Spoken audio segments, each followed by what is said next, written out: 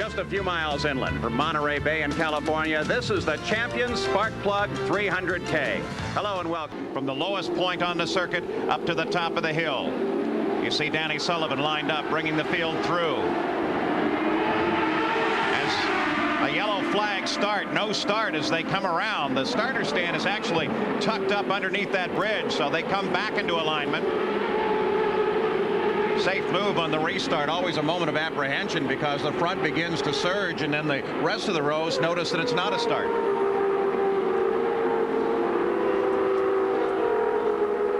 And on the start itself, indications one car with a problem. As Dean Hall came wide and got into the end of the tire barrier, there you see him. And that contributed to the yellow flag on the start. Now trailing banners behind him.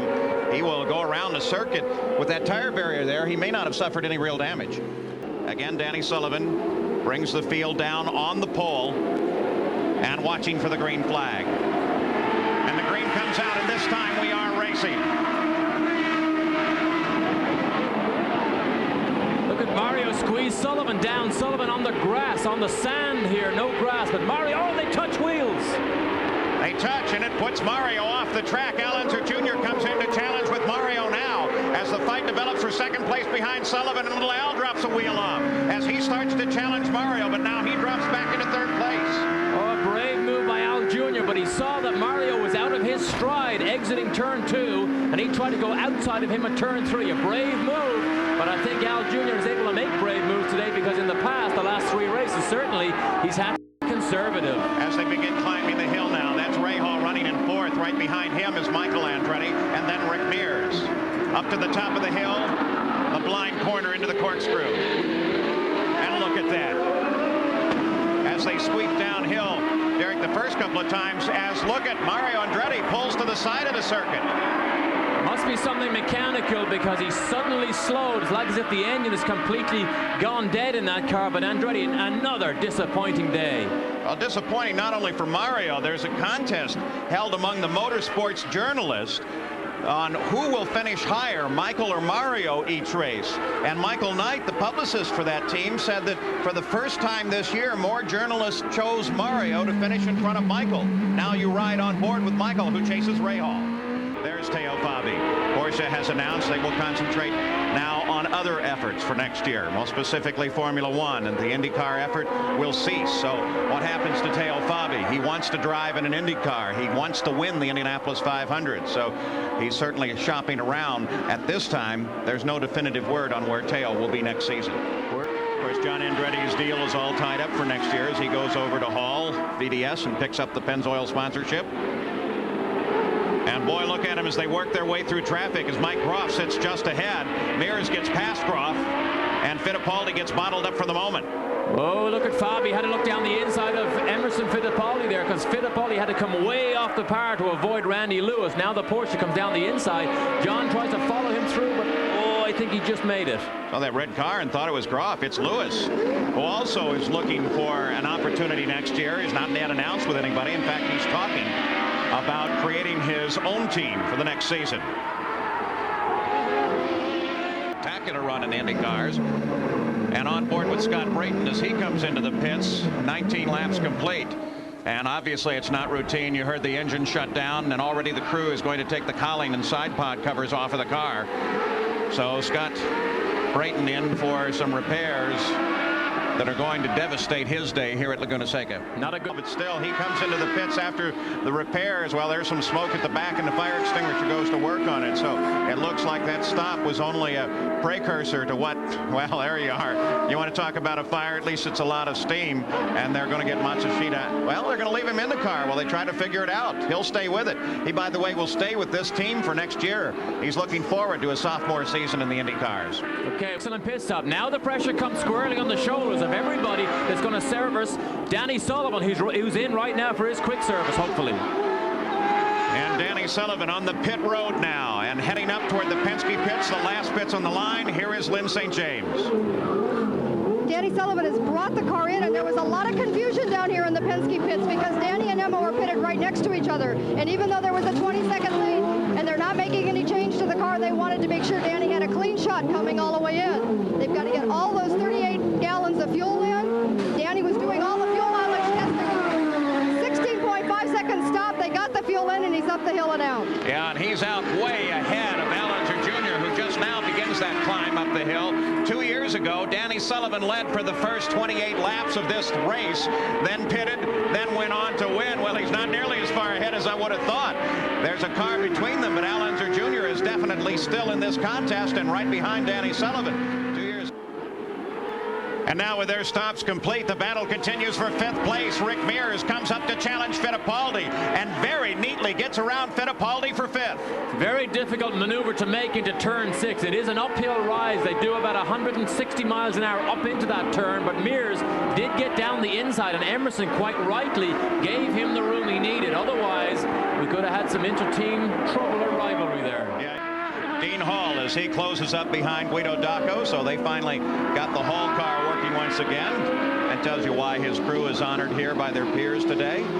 And Dean Hall trying to get around Dacco and carve his way up through the field, looking forward to another season on board with Dale Coyne. But he is running 22 laps behind the race. Oh, makes a nice move under braking. Luckily, Guido Dacco gave him plenty of room. He seemed to brake pretty early, but that's an 1990 Lola that Dean Hall has. He got this at the Speedway when he did so well earlier in the month with the 89. They bought him a 90 Lola, and very much a local boy here. I suppose you could term this as his hometown race. That's one of the problems we see at Laguna Seca. It doesn't have a lot of curbs. This is Mike Groff, Didier Thez. It's actually Roberto Guerrero. These cars both have a black color scheme. Miller American, of course, being Guerrero's sponsor, and the Copenhagen black car of Didier Thez subbing for AJ Foyt. Nice move. Nice move. Guerrero has a lot to prove here because he's one of the very disappointed drivers that I think is on an emotional downslope right now, because about 3 races ago he was told you will not be needed. What a thing to say to a driver after 2 years developing this race package, and now it looks as if it's about to come good and he will not be there to enjoy the fruits of the development. Yeah, I have ever stopped without hitting a wall. There he is, Rick Mears. And look at this as we're watching Michael Andretti come up to challenge and take Bobby Rahal for 3rd place. So Michael Andretti gets around Rahal and picks up 3rd position. A special thanks, by the way, to the officers and crew of CVN 71, the USS Theodore Roosevelt. We had a great time on that carrier. Here it is once again, Derek Daly. Michael pursuing Bobby Rahal for 3rd. This is turn 10. He was faster and down under braking. Squeezes Rahal. Rahal just about lets him get past the hairpin. This is a 1st gear corner, the heaviest braking corner on the racetrack. Michael just about squeezed through. Now Luyendyk closing in on Cheever. A battle for 9th place. Let's get an update from Lynn St. James. Yes, Emerson just made his pit stop, and the reason why he came in early was because he had a problem with the tires. He said those tires were junk right from the start, and you can see him coming down pit lane. He was skidding all over the place, and they've definitely got a tire problem. So he came in early to get those tires changed so they could get a fresh set and back out. All right, Luyendyk continues his fight with Eddie Cheever. Boy, look at this battle go, Derek. Whoa, we saw Look at Cheever down the outside. What a move. Look at Luyendyk on the dirt. Wheel to wheel, bangs wheels.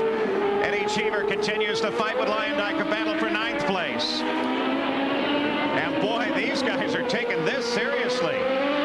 This is for 9th and 10th place, and we saw Luyendyk at the hairpin make a big charge down the inside. Cheever didn't expect it. He did turn in and then straight back out again, but Luyendyk did get the position. Everything appears to be routine. Again, they hold the hoses high, trying to get everything in they can, and now he's away in about just under 17 seconds as we go to Lynn. Yes, and Danny has just come in, and they did it exactly according to plan because he wanted to build up a lead over Al Jr. He built up about a 13-second lead because there's a distinct disadvantage of being this high up on the pit lane with the hill that they've got to go up, so the team really felt that was very important. They've got an excellent stop, no changes in the chassis, a 14.9-second stop, and he spins up the pit lane. A terrific stop as Danny Sullivan makes his last stop for the Penske team and pulls out still the leader of the race. Hats off to that crew. Boy, they did a spectacular job. That was an absolute critical point in the race because he had a nice 13-second cushion. He could have won or lost that cushion in the pit lane. They did an excellent job. That right there was a pivotal I almost can say it, point in the race. We're back in Laguna Seca. Look at this. Here's a battle between Rahal and Rick Mears, and Mears fighting for fourth place, gets under Bobby Rahal and picks up fourth. Rahal may be suffering a problem, though. We saw Mears' car just bounce under that really hard braking into turn 2, but Rahal has been dropping back ever so slightly with each lap that goes by, but Mears makes a nice move, takes over that fourth place. There's Joe Sposato, the number 23 car, his first IndyCar race. He started 27th, moved up to 19th. They just came in for the stop. There's one of the hard parts to learn in the IndyCar, how to get it out of the pits. It's a lot tougher than you might think. It really is, because you have to have the revs very, very high before you drop the clutch. And the clutch, it's not an easy pedal to operate in the pits because it jumps out sometimes, and as soon as it catches, you better have enough revs to spin those rear wheels or you stall, which is exactly what we've just seen. Allen plug 300K as we watch Rick Mears, who runs in fourth place. In this position, he will not eclipse Michael Andretti for second place in the championship. He needs to be much further forward than this. So at the moment, Michael Andretti picks up second place in the championship, and Danny Sullivan, well, he is running a spectacular race as Rick Mears tries to work his way through the traffic line just ahead. Cheever and the Rayner car of Willie T. Ribbs. Whoa, there was very, very close company up at the hairpin that time. Oh, look at Mears take total advantage of Cheever's hesitation trying to get down the inside of Ribbs. I was about to say, it looked to me as if Willie T moved over to let Cheever by, but suddenly ran out of road up at the corkscrew. That set up this whole scenario, and suddenly Rick jumps by two cars. Well, I'm not sure as much as they can from this car to apply it to next year's All-American IndyCar. And Randy Lewis, out of power, pulls to the edge of the race course as watch the battle come around.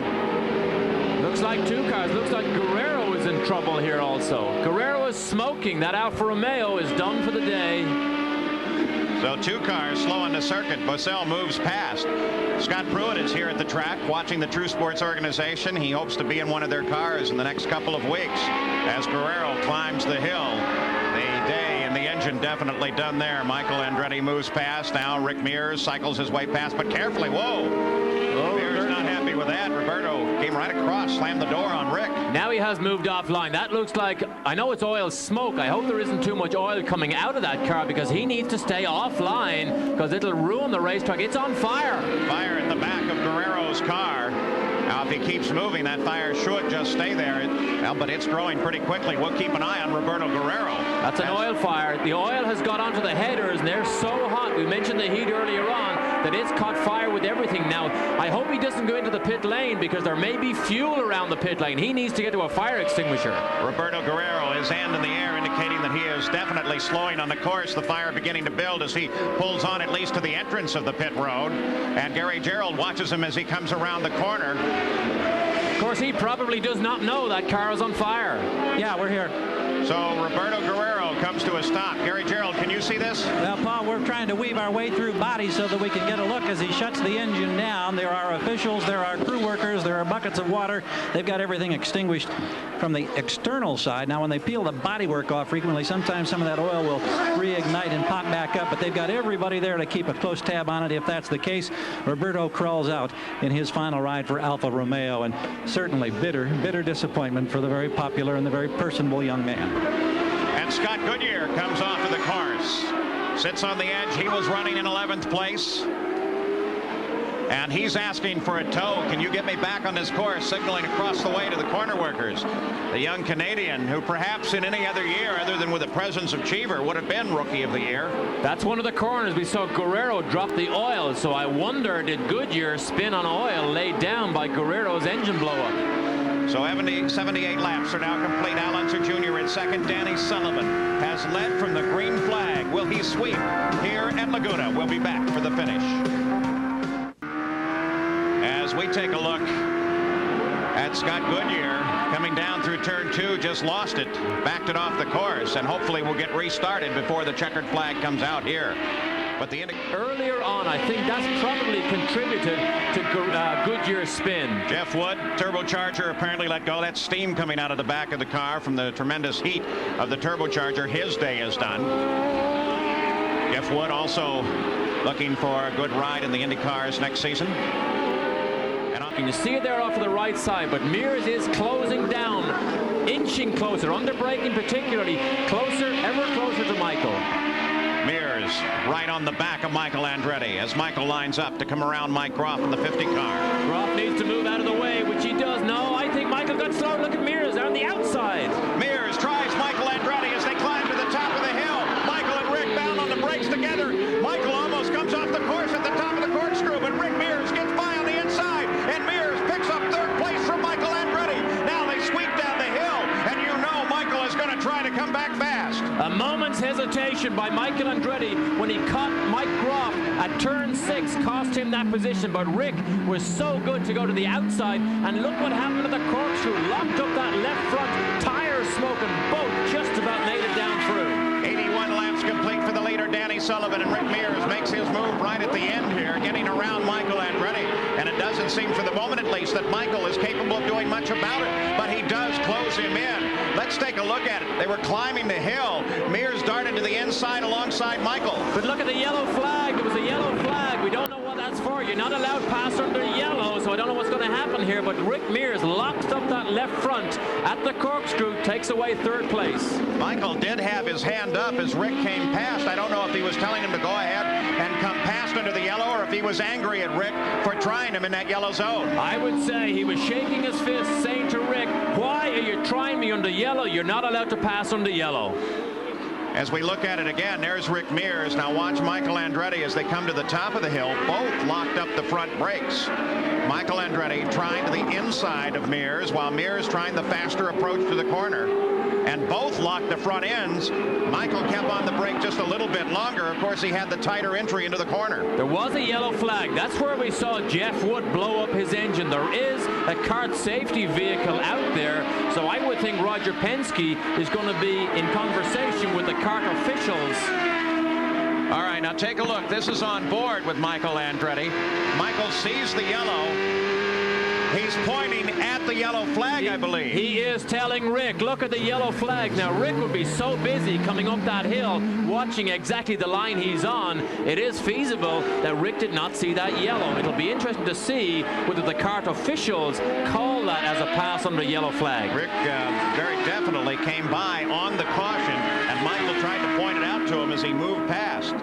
So now it won't make a difference in the points, though it could have made about $115,000 difference as we come onto the white flag lap. Watching Danny Sullivan, he's led all the way. Not only will Rick want to know what's going on, but I guarantee you Michael Andretti is on the radio now to his team manager saying, let's get this thing sorted out because he should not have passed me on the yellow flag situation. All right, let's see if we can get an audio update. Here's Gary Gerald. And indeed, they've registered the complaint with a kart official. Michael on the radio said he passed me on a local yellow. Michael, not happy, Paul. Well, there was very little question about it when you look from the onboard camera. But now we watch Danny Sullivan as he takes the Penske colors around for the very last time, climbing to the top of the hill.